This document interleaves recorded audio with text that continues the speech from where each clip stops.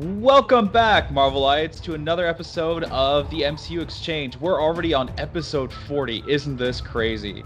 Sadly, Great. Aaron can't join us again this week, but of course, Charles is here. What's up? And me, Joe, I'm going to be your host for today.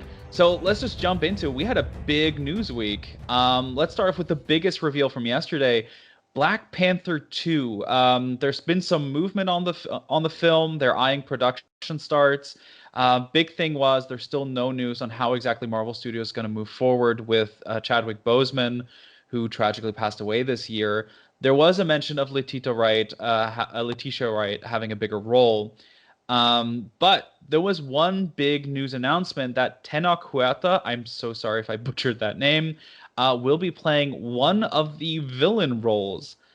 Charles, who do you think he might be playing?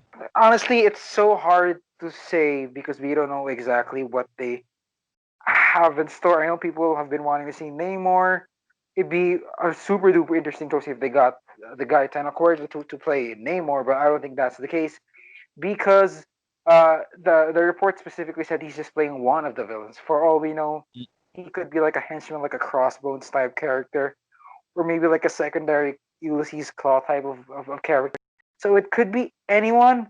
But the fact that their THR reported that they want to start filming as early as July next year, and it'll take like the rest of the year to film, makes me at least confident that they have something finally in plan for for this movie. Even though we don't know what it is, we don't know what's gonna happen with Chadwick, what's gonna happen with Shuri, or what they want to do with T'Challa in general. But the fact that they already have plans to finally cast and perhaps move on with the story, move on with the film, makes me at least hopeful that Black Panther 2 it can finally pay tribute to Chad in a big way. Plus, we could finally see what's next for the world of Wakanda. I think it's good news all around. Yeah, and it's good to see that they're moving forward. I'm curious, especially as it is rather soon. It opens up the question if they're going to do any rewrites or any major rewrites until then.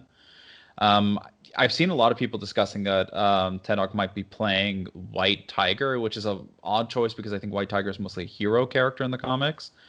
Yeah.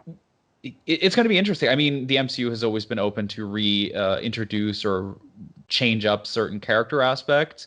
It'll be interesting to see, especially now that Wakanda isn't will probably still be the main focus, but they did open up to the world. So really curious how they're going to move forward, especially with all the situations.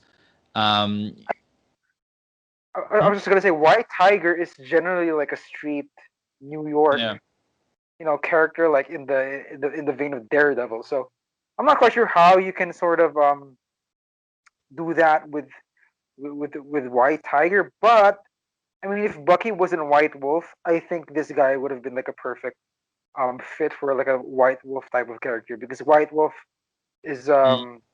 for all those who don't know, he's like the head of the Hatut Zeraze. They're like the the special ops sort of division of Wakanda, and at some point they splinter with Wakanda. They have a coup, so it could be that sort of take on the character. But again, we have Bucky, who is, I guess, for the most part, he gets the moniker of White Wolf. So I don't know exactly what they want here. Maybe they could sort of switch the White Tiger for that White Wolf role. Now that Bucky is that guy, so maybe for all we know, he could be White Tiger, but with a reimagined White Wolf role. They have combined characters before. Maybe the Yeah. focus is to introduce Wakanda with external people helping them, or and that being like a big challenge for the characters. How do you adapt an entire culture that was like closed in with external people now actually visiting and going? Uh, and in the next news, a big like not only Black Panther being a big that we got some more details that they're going to film so soon. We finally got some news on Deadpool 3. Not only did they add Bob's Burgers, Molyneux sisters as writers, they also confirmed that the director is not set as of now. Director from the last film is David Leitch, I think, is pretty much booked solid, but they're still hoping to get him back. But the big thing is, and this was a big discussion point, is would Marvel Studios and Disney make an R-rated film? Because everyone loves to talk about how Disney loves to have that safety branding. they've confirmed it. What do you think about this news? Yeah, I mean, normally we probably wouldn't be talking about this because it's Deadpool, it's the Yeah. Fox, but things have changed over so much in the past 3 years that wow, I think it looks like we're gonna have to include Deadpool in our, I guess, weekly stuff to look for. But Mm, yeah, I think it's cool. I think the most promising here is that they at least plan to stick to the R rating. For the longest time, there's been a lot of question as to, what is Disney gonna ruin Deadpool by making it PG-13? Which I mean, personally, I've never had a problem with that. The comics have always been PG-13. The R rating stuff in the movies is just kind of like the cherry on top with the with how irreverent the character is. There are ways to make the character work with just a PG-13 rating. In fact, I think you can even get super creative with how, let's say if it's a PG-13 rating, obviously when Deadpool curses, it's gonna get bleeped out. But that's something he can actually draw attention to. Like, well, why the hell can't I say fuck you? Like, I think that'd be a funny thing to actually see in the movie. But if they're gonna stick with the R rating, props to them. I'm just super excited to see what Kevin Feige has in store for the for the film. Like we talked about the title before we recorded. Like how are they gonna approach the title? Like, are they gonna call it Deadpool 3? Are they gonna do like a tongue-in-cheek joke with Spider-Man Homecoming? Maybe they could call it like Deadpool Homecoming or some shit like that. There is so much to do now that Marvel Studio is handling it, and it's just something to get excited about. oh, I agree. I'm a big fan of the character, so I'm great, and I agree. He is a character that can blend itself to PG humor and R-rated humor, so he works in both ways. And Ryan Reynolds has proven that he can carry over that type of humor into PG-13 areas. What I'm really interested is also just how will they connect it. I think we saw at the end of Deadpool 2, he was traveling through time, pretty much killed himself, or in a meta joke about the Green Lantern.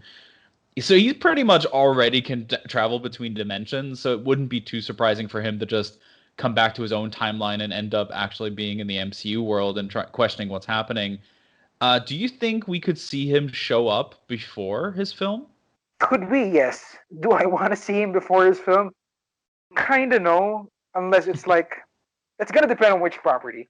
You can't do that with the WandaVision. You can't do that, or like with Falcon and the Winter Soldier. You can't do that, or with like Thor: Love and Thunder. You can't do that. But with something like Doctor Strange, you could sort of maybe do that, like similar to how they did what do you call them, the Watcher sort of Hmm. cameo in Guardians 2, where it's mostly played off as a joke. It's not played as like some world building like massive thing. You could do that. Let's say there's a scene where Doctor Strange is like sort of traversing through the multiverse, and you get to see like 2 second glimpses of the other worlds. Then yeah, you could probably see Deadpool in a 2 second scene. It would fucking break the internet. It's all Mm. it's all that people will talk about once they go out of the theater. You could do that, or you could maybe just introduce him in his own movie. The possibilities are endless, but just for me, just for my personal preference, I want to see him debut in his own film. Yeah, I agree. I think the character, I think it's better for a segue between Deadpool 2 and Deadpool 3 to have his own film and not just because Doctor Strange already sounds, the sequel already sounds like so full of what it's going to do with Spider-Verse elements, with WandaVision, and what else we don't know yet about. If they do add him, I think he would be a funny like short cameo where he pisses off Doctor Strange, who gets rid of him, and then at the end of the film, post-credit sequence, he's like, finally peace and quiet, everything's fixed, and just hears Deadpool just yoo-hoo in the background. Yeah, Or or in general, just have, I think Deadpool would be a perfect Doctor Strange 2 like post-credit sequence that kind of segues his film.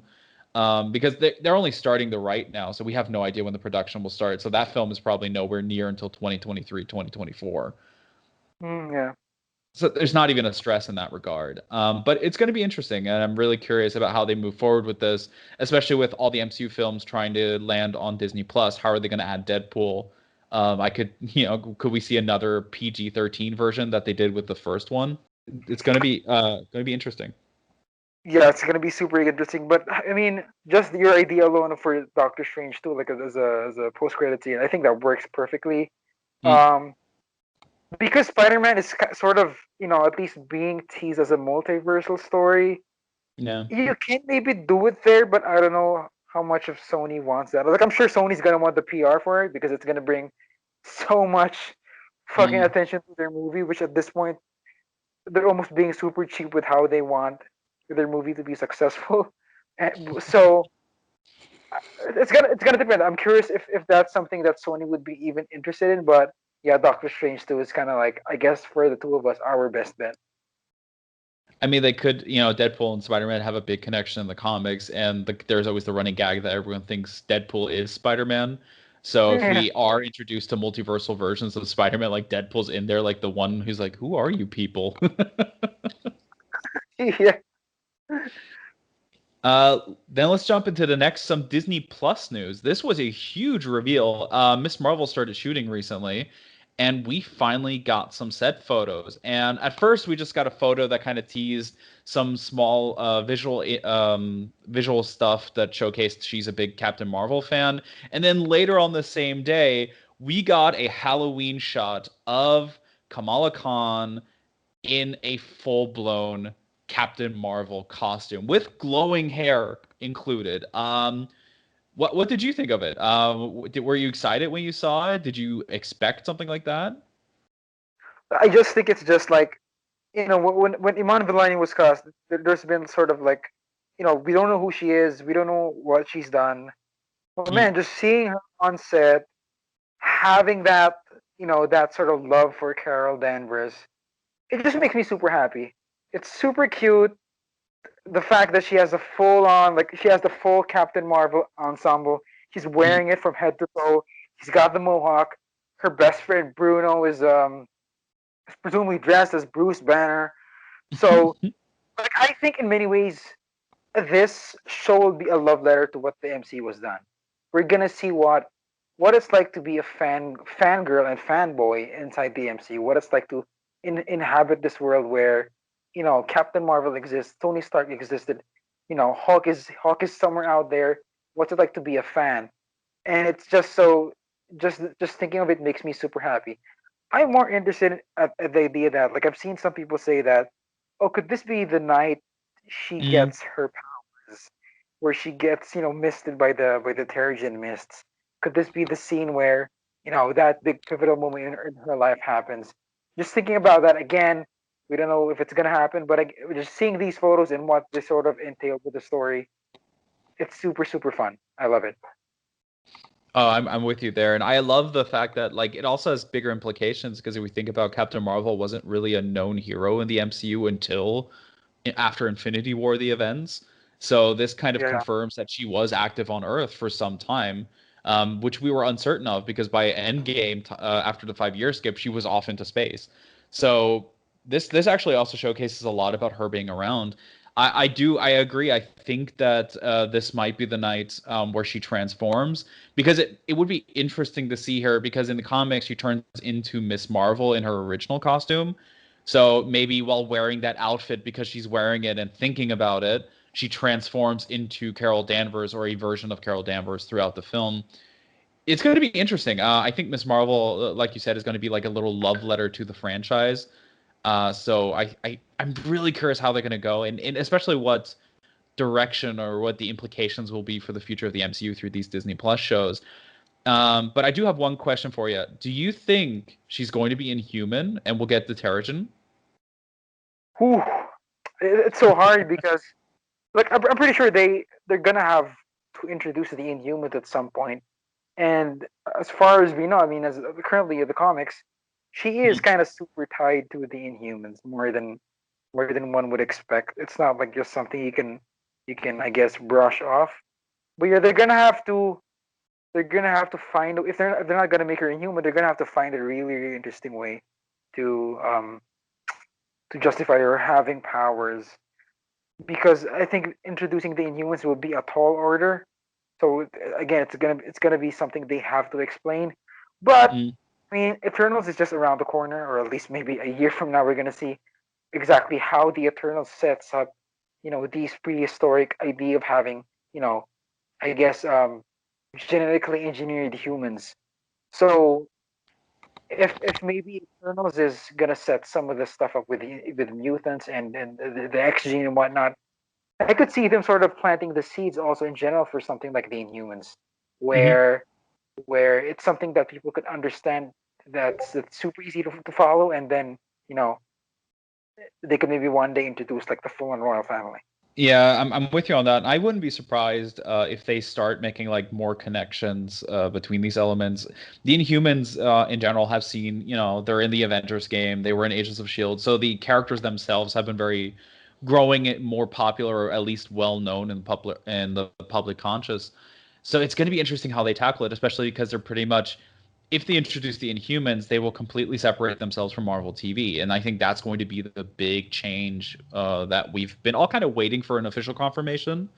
Like with Agents of Shield, they kind of had Inhuman powers. The public knew about it. Now suddenly it's all gone. That's going to be interesting to see if they connect that. And in some more news, we got some Falcon and the Winter Soldier merch.